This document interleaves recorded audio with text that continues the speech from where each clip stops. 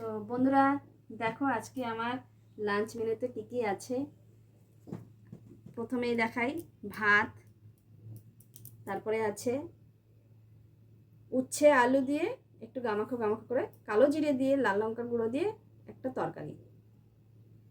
এটা আছে রুই মাছের মাথা এবং মাছ দিয়ে পেঁপে, কাঁচা লঙ্কা আর কুলেখাড়া শাক দিয়ে জিরে ফোড়ন দিয়ে কাঁচা লঙ্কা দিয়ে বাঙালিভাবে একটা তরকারি জিরে ধনের গুঁড়ো দিয়ে।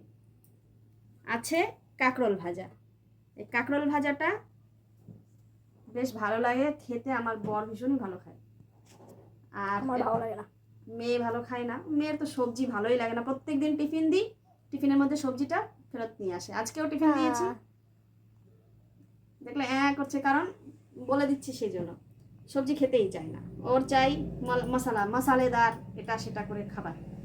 তো এটা আমি ভেজেছি হলুদ লবণ আর হালকা লঙ্কার গুঁড়ো দিয়ে, না লঙ্কার গুঁড়ো এটাই দিইনি, সরি, হলুদ আর লবণ দিয়ে এটা ভেজেছি। তো চলো তোমাদের আজকে লাঞ্চে কি আছে কমেন্ট করে জানিও। দেখা হচ্ছে নতুন আর একটা লাঞ্চ মেনুর সঙ্গে। ততক্ষণের জন্য সবাই ভালো থেকো, টাটা।